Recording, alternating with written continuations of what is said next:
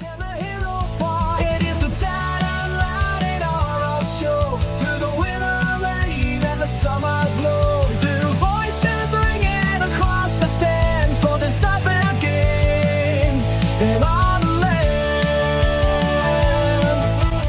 and welcome to Dad and Lad NRL podcast.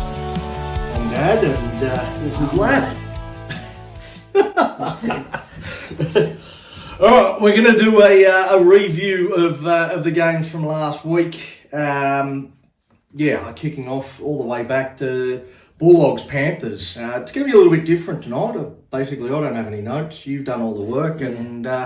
I'm just going to sit here and listen to you and listen to some of your thoughts and chime in and give my 2 cents worth when I can. But what a shock this was. Yeah, well, this was the upset of the week. There was a lot of upsets this week, but this was definitely the biggest one. I had Panthers to win by 20. What do you have? 22. Yeah, so a pretty big margin. But what happened in this game was interesting. The offense of the Dogs, not what it's looked like in the past few weeks. No. Well, suddenly they found that they could attack. I did find this one this is a classic example of a team turning up to play and getting a different result to what they've been getting every other week. The Dogs, right from the first whistle in this game, they just looked up for it. They looked like they had turned up ready to have a red-hot crack. And I think they surprised Penrith. I think Penrith, maybe they've read a bit of the Bulldogs press and about how they couldn't score points, and maybe there was a little bit of complacency from the Panthers. What do you reckon? Yeah, I've seen some joke videos saying that they just didn't train all week and that's what happened. But it's something we've said before. There's not a big difference between best and worst, and that's best, and they're not worst. So, yeah, no, I think the Dogs certainly turned up to play, but not all their players had their best game either. One player in particular, Bailey Hayward, I didn't think he had a real good game for the Dogs. No, I thought he was more a Penrith player in that game. Yeah, no, I mean, there was drop balls, there were 6 agains, penalties, all sorts of things that he was doing. He was finding a number of different ways of giving the Panthers opportunities, but he wasn't the only bad player in that game. It was a kind of strange game in that there was obviously a lot of good players, but my recollection of the game is more around the players that performed poorly. Yeah, well, on Penrith's side, Yeo didn't have his best game. He had a couple of drop balls, like you mentioned. But Blaise Talangi, 9 missed tackles. Yeah, Blaise Talangi's one that I've been talking about basically since he signed with Penrith as being a player that I think is, a little bit overrated, a little bit overhyped. Yeah. He's a good attacking player, but I truly have always thought that he's the weak link. He's the weak link for the Panthers, and the Dogs did fantastically well in exposing that. The Galvin short ball to Hey Presto, and he was just running straight through Blaise Talangi all night. And I think this will be something that other teams will have a look at, is if you can work out a way of isolating Talangi one-on-one with your edge forward, you're going to have a lot of success. Saying it, knowing it, and doing it. There are different things week in, week out. But the Dogs certainly were successful in getting to Blaise. But you mentioned Yeo as well. I've not seen Yeo play a worse game than that. Yeah, and Yeo's been amazing this year. He's been in great form. Absolutely. Yeah, well, on the exact opposite side of Blaise Talangi, his 7, he had Nathan Cleary, who was in his 200th game, was amazing on defense. He was taking down front rowers like he was a front rower. Yeah, no, defensively, he's got to be one of the best defensive halves in the game. It's not generally what halves are known for, but when you've got Talangi on one side, one of the worst defensive performances we've seen since Chris Sandow. Not a name you would know. No. No idea what I'm talking about, but Yeah. there'll be some. I can guess. There'll be some punters out there that will remember some double-digit missed tackle games from Chris Sandow back in the day. But yeah, Nathan Cleary was fantastic on the other side. He did tackle everything that moved. But you mentioned it was his 200th. He doesn't have a great record in milestone games. Yeah, it's something you told me. It's only about his 50th or something that he's won. Yeah, I think he lost his 50th. He might have won his 100th. Oh, okay. And then, lost the 150th, lost his first game. So, all these milestone games, he doesn't... I mean, for a guy that wins 78% of his games or something like that, to lose, 4 out of 5 of his milestone games, maybe the pressure gets to everyone else around him, wanting to perform for him, and they maybe try a little bit too hard. Yeah, well, the other thing I have to mention about this game, Casey McLean facing one game after a high shot, but something I loved about this suspension and the sin bin, it didn't come when the high shot was done. It was a couple plays after, and that shows you don't have to lay down. The bunker will look at it. Yeah, I think there'll be a lot of people that'll be split on this. You're right that it was good that the player didn't have to stay down in order to get the penalty. But I think there'll be some people that will say, well, you can't go back, sin bin a guy for something that happened 15 minutes ago, not give a penalty to the non-offending team. Like there's something that doesn't feel quite right about it. I get what you're saying, and I love the fact that I can't remember who it was that was hit high, but yeah, one of the Bulldogs forwards, and he just got straight up, sort of shook his head and played the ball and got on with it. Could have stayed down and would have got the penalty there and then, and the sin bin would have happened there and then. But he did exactly what everybody wants players to do, and he got up. And McLean still being dealt with, shows you don't need to lie down in order to get the get that sin bin and get that advantage. So I think there was a lot of positives from it, but I don't know. There was other elements that didn't quite feel right. It'd be interesting to see what other people think of that particular incident. All right, moving on. Another day, another loss for the Dragons, going down to Manly on this occasion. I mean, obviously it's tough. Manly with 2 in a row though now. The Dragons with 2 consecutive losses at home. Another nail in the coffin of Shane Flanagan. Yeah, well, you mentioned to me that there's a meeting going on with all the high levels, and I reckon that might be Flanagan's. Well, it's supposed to be Tuesday. Yeah.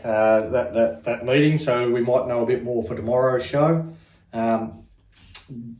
Whether they pull the trigger then. Most of the rumours that I'm hearing are still that he's got another 2 games in order to try and get something going. But given those 2 games against Souths and the Roosters, I don't know why the Dragons are waiting. Yeah, they want to keep Flanagan. They want Flanagan to be that guy, but he's not. Yeah, I don't know what they're waiting for. Yeah, like they're waiting for another Anzac Day embarrassment. Haven't we had enough?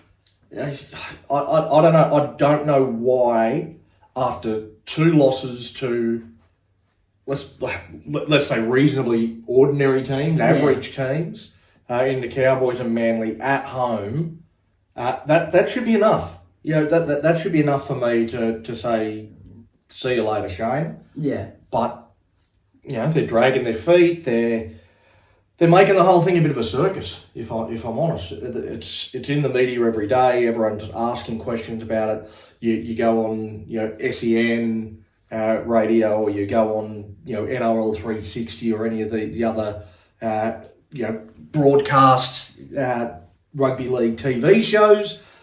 or radio programs, and all they're talking about is the Dragons. Yeah, because they want to see Flanagan sacked, because it's going to happen eventually, and it's probably going to be this season. 11 straight losses. It's, again, I mean, we're looking at club records every week being broken for most consecutive losses, and it's not a record you want to have, and it's last week we talked about the Bulldogs-Panthers game. Last week you spoke about the Panthers might go through the entire season without losing a game, and the next week they lost. Yeah. Are you prepared to say the Dragons might go through an entire season wuthout winning a game? No, Please say that. I'm not saying Please that. say that. Please say it! You Jonah! Do you remember the last time they faced? Yeah, well, we're here not talking about Flanagan, talk about the game. It was a real contest until about 10 minutes ago, down by 10, and Dragons had an attacking kick option. Then said, nah, we'll just give the ball back. We'll just kick it away. They did not want to win that game. Yeah, again, I think there seemed a lack of belief in the team that they could win it. They didn't play like a team that thought they could come back. There was time enough on the clock. They score in that situation, and they give themselves that grandstand finish. But there was a fifth play option where they just it was very soft. They ran down a short side and got tackled and handed it over, and that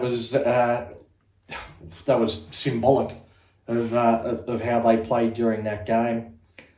Cole Flanagan, he was back in the 7 jersey. How did you think Kyle went in the 7 compared to how he goes in the 6?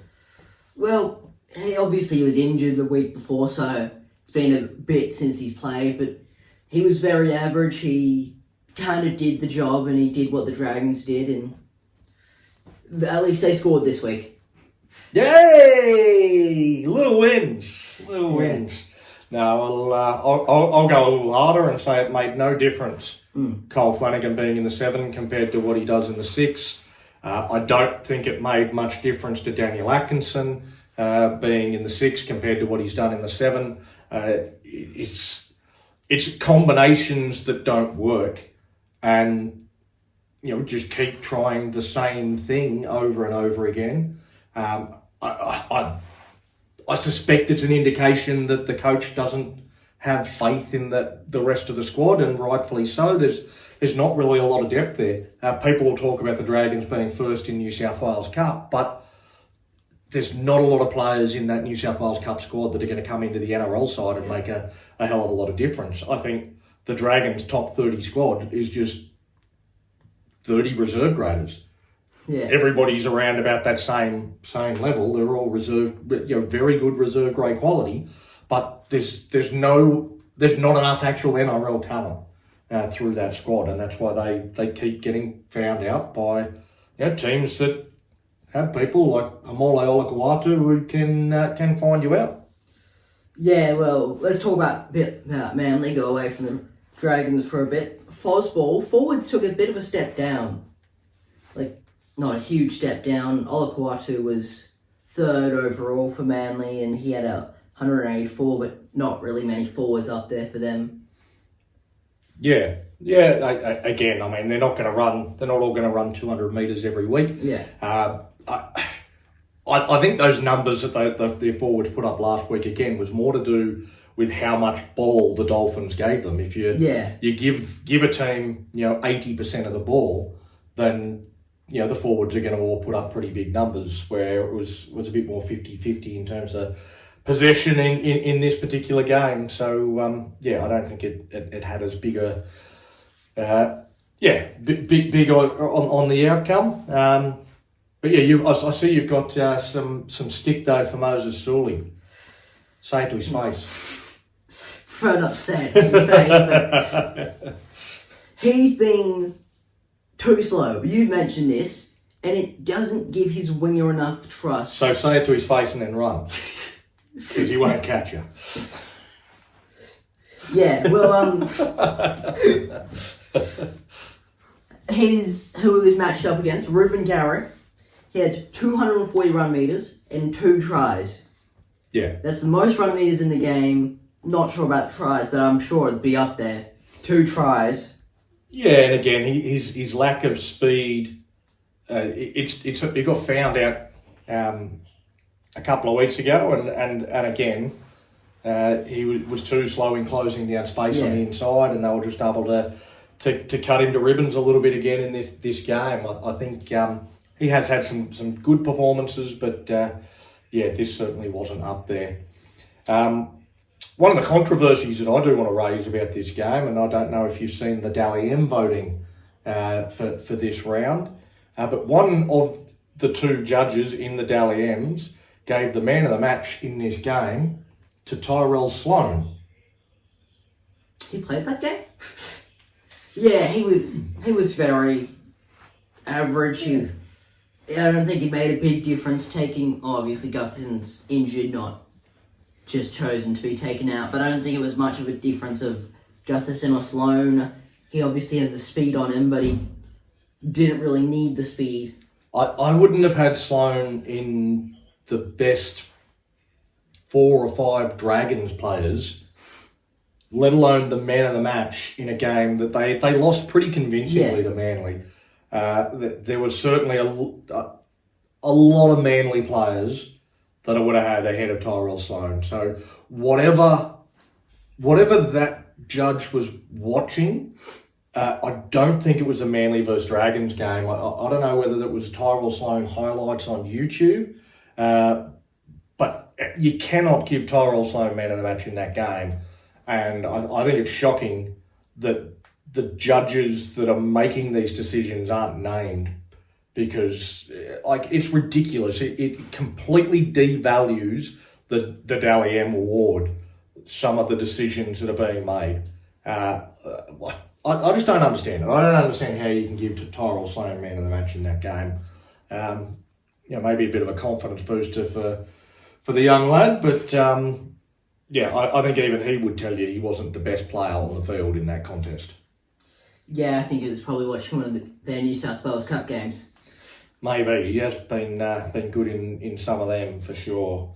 All right, moving on to a cracker of a game. It was a shame we had a bit on and didn't really get to see much of the finish of this game. But 35-31. First of all, what a scoreline. Yeah, what a weird scoreline. 2 field goals going to Scott Drinkwater and Thomas Duffy.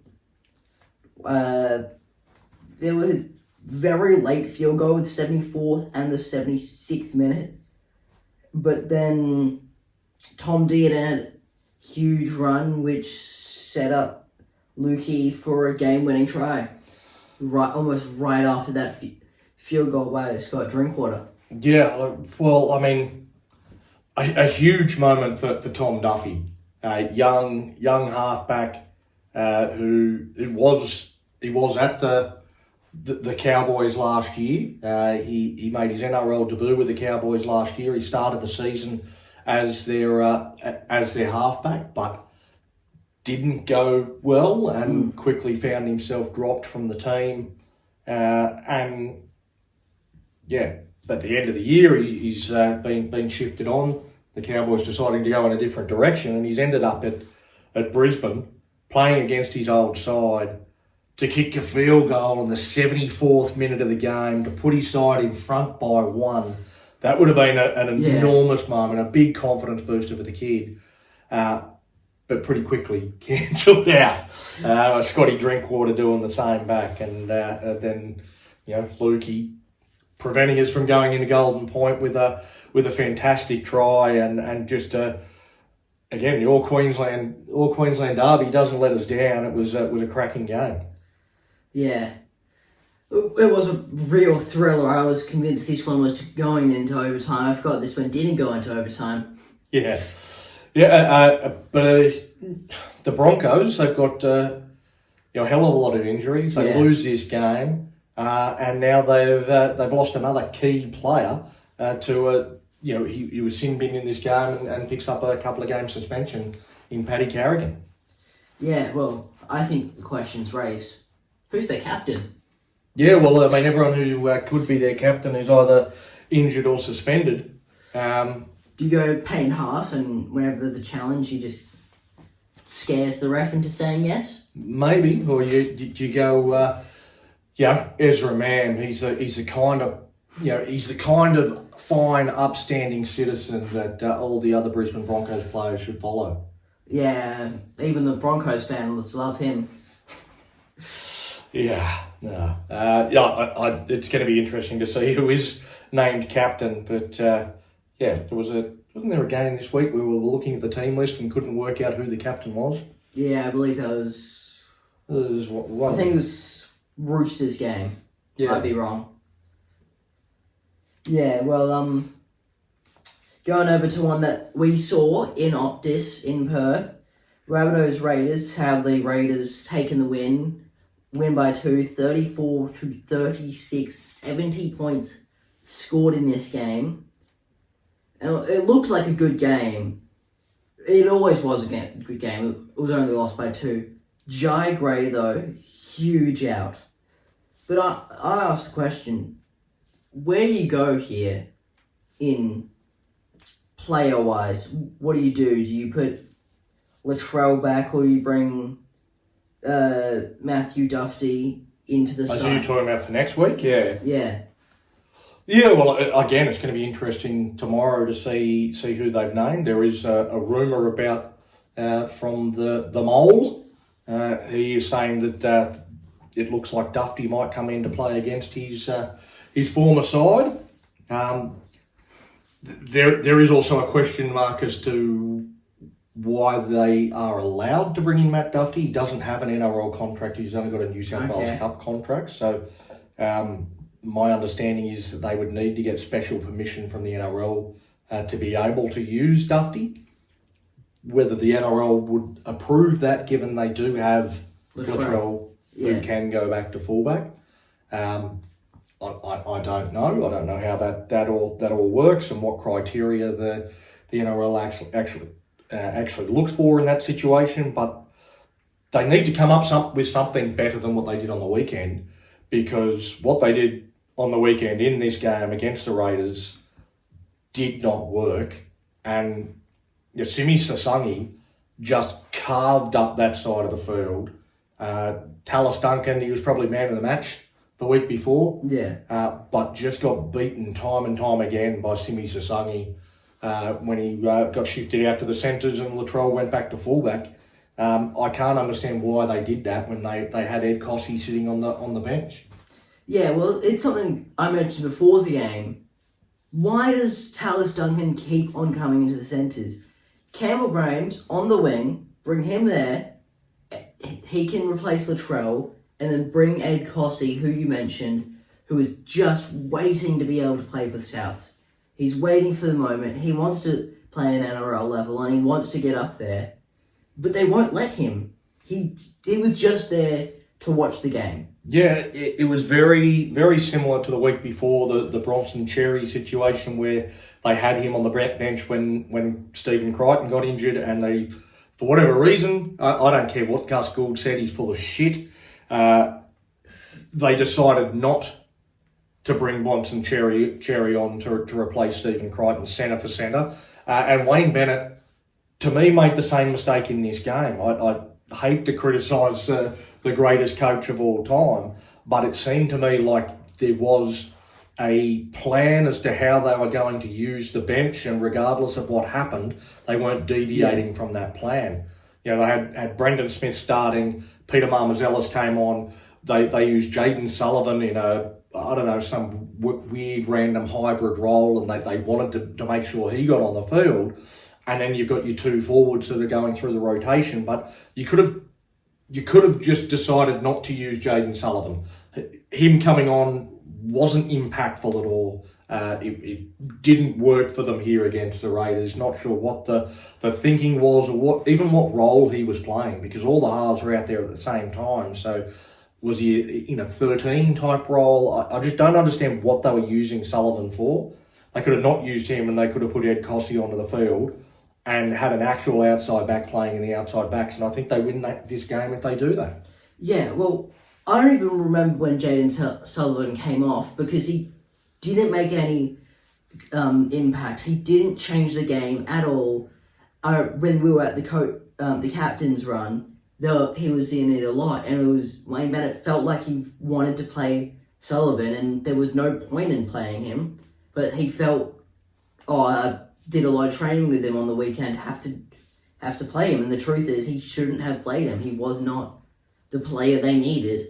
Yeah, well, we certainly spoke about it at the captain's run, about how involved Jaden Sullivan was during the captain's run, and how many different times he was getting in there and playing as the ball player instead of Jamie Humphries or Cody Walker. And it seemed like they went into that game with a specific idea as to a role that Jaden Sullivan was going to play that was going to be important for them. But I don't think it worked in this particular instance. I think you've got to, with that six-man bench, you've got to roll with the punches, and you've got to change your plan based on what happens on the field. And I think some teams are really struggling with this six-man bench and how to best utilise it. If you've got an outside back on the bench, when an outside back gets injured, put the outside back on. It doesn't seem like rocket science to me. Yeah. Wayne Bennett's a genius, like you mentioned. It's hard to criticise him. I don't see his thought here. I could see his thought almost all the time. This is one of the times don't understand what his plan here was. Yeah. All right. Well, the other game at Optus it's probably more known for beer snakes and what happened on the field. Yeah, we had a pretty good beer snake going. That's it. There was a lot of distractions. I don't know if Mum showed you the photo in the Bell Tower Times, and unfortunately the photo was taken after we'd already left because it got even bigger and it went around the corner, and they must have. I don't know whether they left. Maybe they're still there, still building it, because the game was over. Yeah, and that photo must have been taken a good 15 minutes after the game had finished. Yeah, we had left and they were still building the beer snakes. Well, it feels like that we're distracting a bit from the actual game. We had to slide underneath the beer snake to get out. Yeah. Let's talk about the actual... Oh, there was a game of footy, was there? Yeah. Yeah, I didn't see much of this. Yeah, let's talk about this and then talk about the beer snake. We were there. We were at the game, and there was a lot going on in the crowd. It was good fun. Yeah. Well, but Roosters, they got the job done. 22-34. Sharks looked like they were going to have a pretty easy win.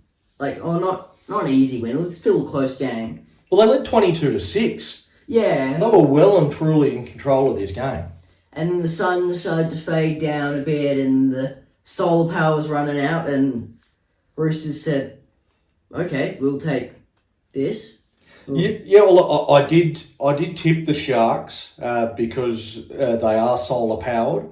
What I didn't account for was the sides of Optus are very, very high, so the shadow There's came also pretty across. tall. There's a roof. Yeah, the shadow came across the whole ground, and as soon as the entire ground was enveloped in shadow, the Sharks became dog average. Yeah. Well, let's talk about probably. I haven't been watching rugby league for quite as long as you, but maybe one of the worst calls I've ever seen. Yeah. Well, I just made contact with you. It's a penalty, and that's a no try. Oh, okay. That is a penalty. Robert Toyer, of course, competing for a kick with Rocky Road, Sam Stone Street.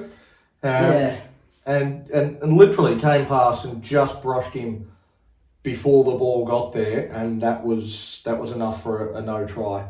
I don't even know what to say. It was a ridiculous call, and it was again another one that we were talking about for quite some time. But people love to see a contest for the ball. Yeah, a contest is one of my favourite things to watch. It's an amazing thing. It's always upsetting when there's a slight knock on in a contest. That's not what this was. This was a contest, both going for the ball, and then he slightly touched him.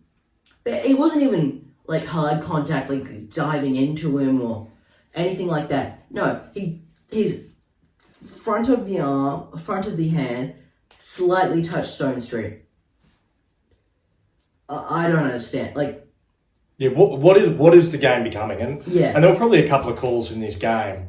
I don't want to go smashing referees and all that sort of stuff, but this was it was actually, despite the fact it was a good close contest for a long period of time and a good comeback by the Roosters, I actually think that the referee in this contest, Todd Smith, really spoiled the game. He was sitting there waving six again and again, over and over and over again.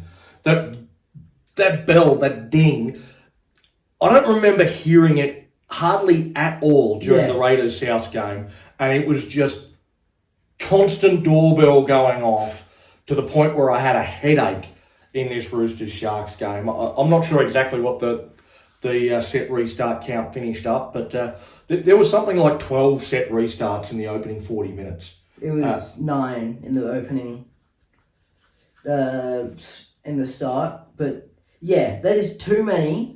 9 set restarts in a game is a decent amount. He did put it away a little bit in the second half, but yeah, certainly in the first half, it was just constant waving of six again. And you can't just keep blowing six again without putting somebody in the sin bin for it. Like, if you are not getting the reaction that you want from the players, then you have to take further action. You can't just keep doing six again over and over again. Like, it was effectively unlimited tackle rule for both teams. According to this, there was only 11 set restarts and inside 10 metres. Don't know if that's quite true. But, yeah, it would be a high number. It was way too many. It was, I think it was 9 in the first half. And how do you blow 9 set restarts? Yeah, I don't You've know. been a ref for a bit. And what do you reckon the most set restarts you would ever blow in a half without talking to the captains? Again, once you're getting up to 3 or 4 against a team, then you're calling them out and you're giving them a warning. And you're saying, any more and I'm going to sit somebody down.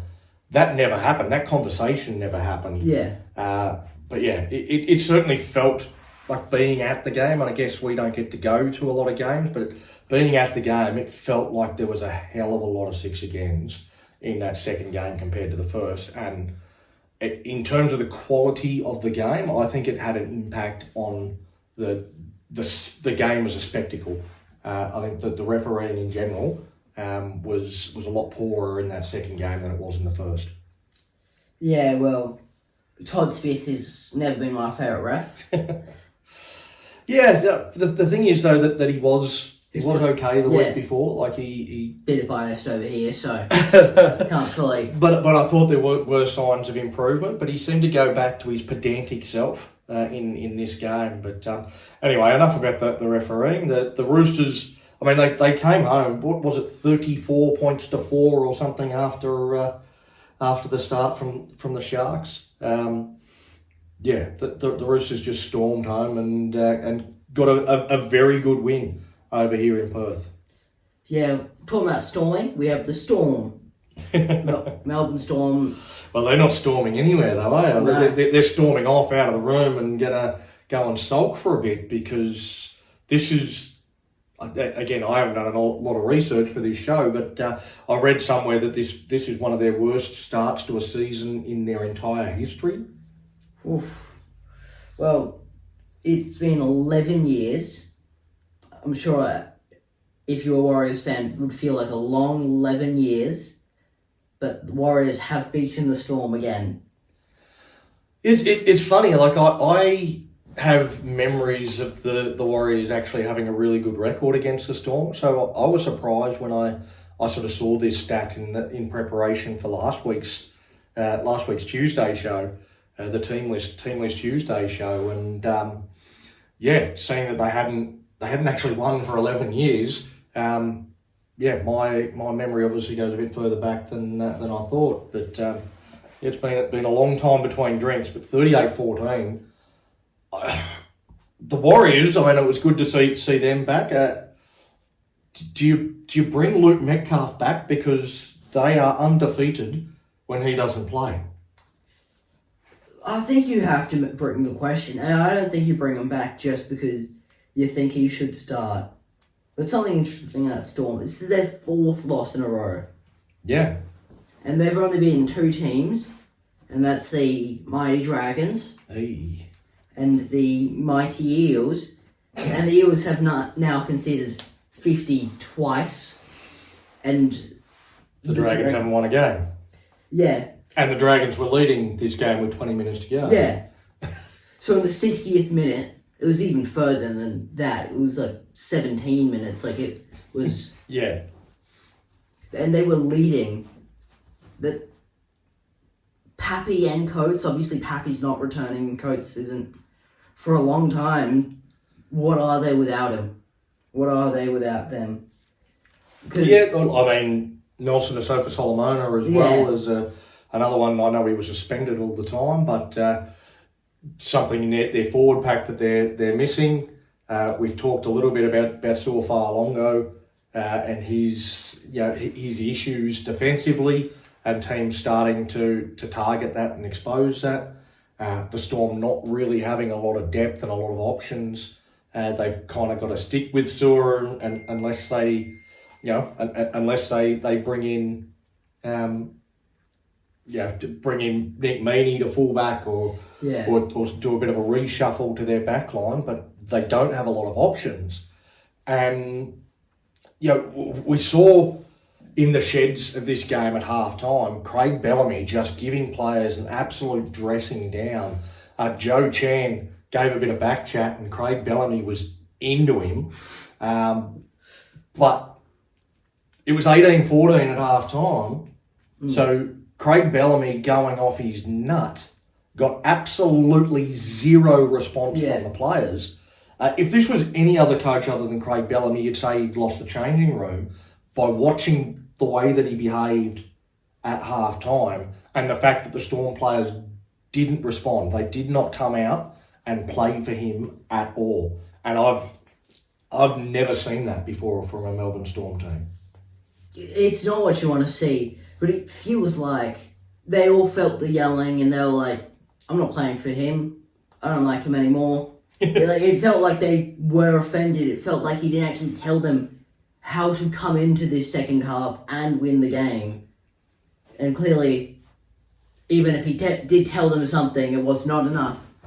Well, you kind of feel like Craig Bellamy's been, you give him the benefit of the doubt. Yeah. He's been a good coach for a long period of time, and he will find the answers. But he certainly didn't have any answers to the Warriors in this game. The Warriors just far too good. Yeah, well, bit of far too good teams. Titans, Eels. Just a nice segue. That was kind of set up for you, but you could have been smoother with it, but it was good, yeah. 10-52. This is the second time, I mentioned this before, the second time that the Eels have conceded 50 this season, so is that 2 seasons they can't win the comp? Yeah, I don't know whether the stat quite works like that, but this was like I actually wasn't surprised by the result. Certainly surprised by the margin. A lot of people coming for Jason Rolls because of this result. I mean, obviously they've conceded 50 twice. It wasn't a good performance at all, but I wasn't surprised with the result because the Eels were absolutely bashed, pillar to post, black and blue by the Tigers on Easter Monday. That was a game that was very, very tough on the Eels. They had 4 players injured in that game that didn't finish the game. They basically finished the game with 0 bench. They had no players on their bench. That's the kind of game that takes a lot out of you. Not least of which the fact that they had 4 players that were not going to be able to play in this game because they were out injured. And that's adding on top of an already pretty extensive injury list. Jermaine Hopgood gone for the season. There was somebody else that's gone for the season as well. So they've got a few injury worries already, and then you add 4 more on top of it. Even though it's only the Titans, the Titans are still an NRL side, and they came out and showed that they're a team that's got a lot of attacking weapons.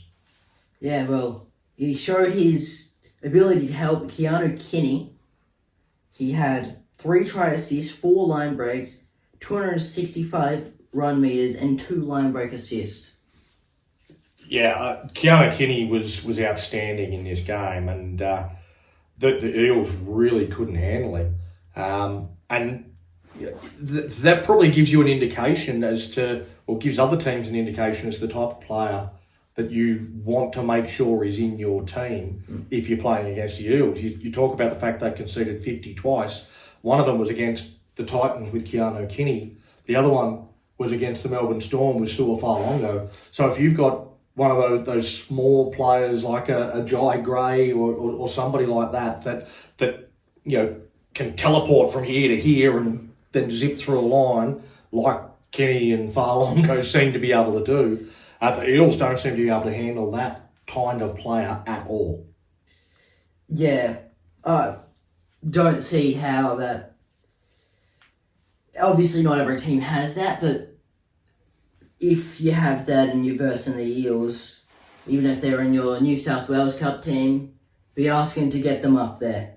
Yeah, it might be something to again, just a little thing to keep a bit of an eye on when teams are coming up against Parramatta, and in terms of who they might have in their side that could fit that bill and maybe have a day out against Riles' Eels, or something that Riles might be able to do to adjust to cope with that sort of player, something that he does differently in the defensive structure. But there's certainly some questions to be asked of the Eels at the moment, and how they're going to find a way to get some wins, and how they're going to respond to that heavy defeat. Because last time they conceded 50, they came out the following week and won. So they beat the Broncos. So maybe this week we'll see the same response from the Eels, where they completely flip this result on its head.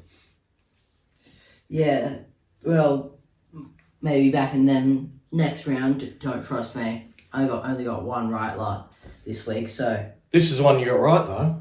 This is the last game of the round. You were staring down the barrel of a donut. You were staring down the barrel of 0 from 8. We were at a pub watching it. You were going to have to do the nudie run. Luckily, the Tigers helped you out and got you out of that. Yeah, well, thank you to Ruva.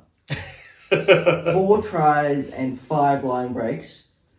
Wilson DeCourcy could not handle him.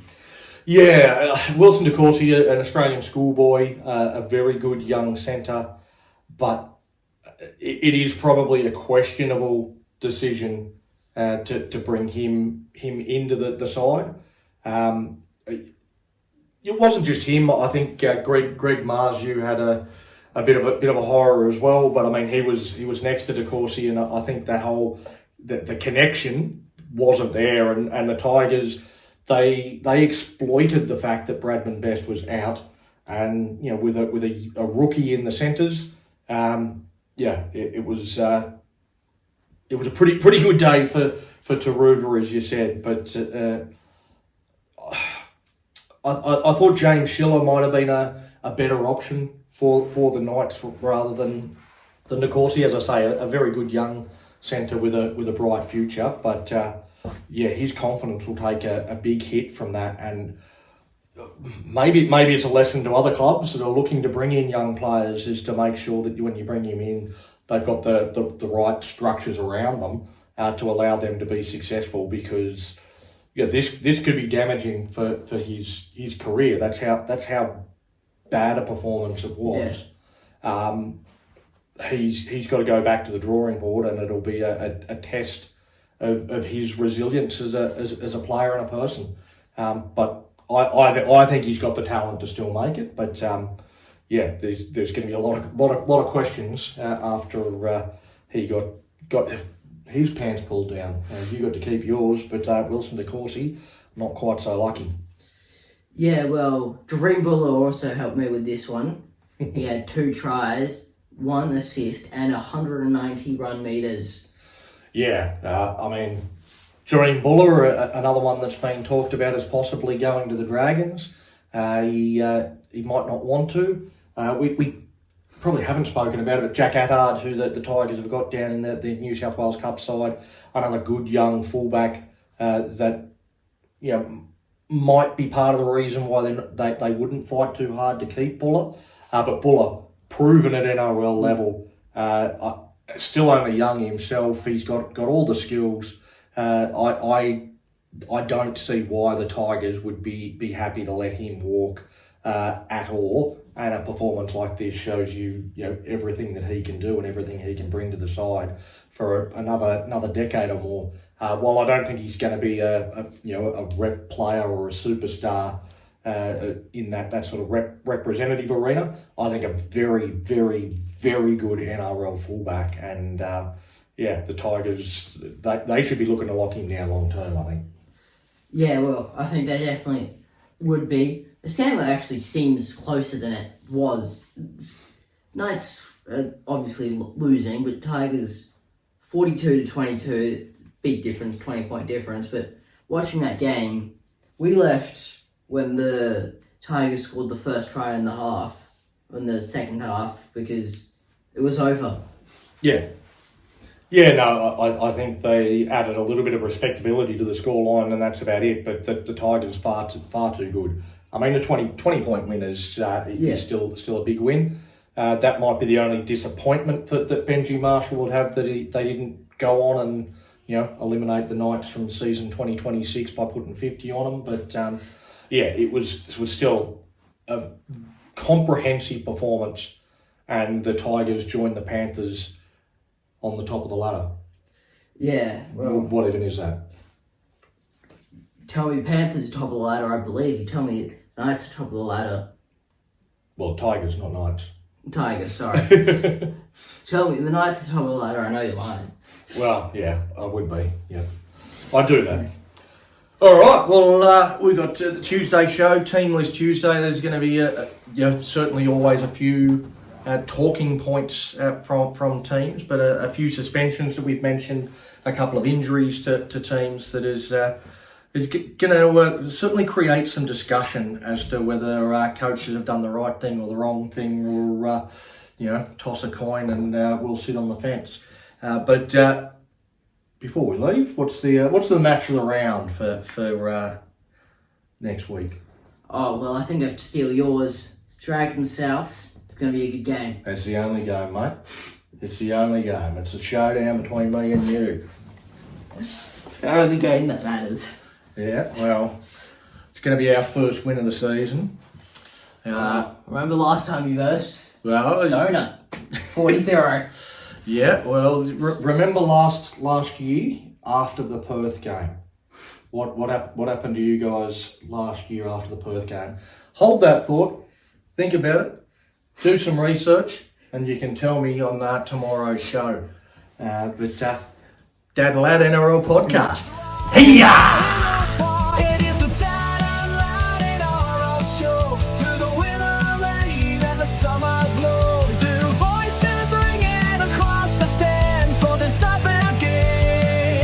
And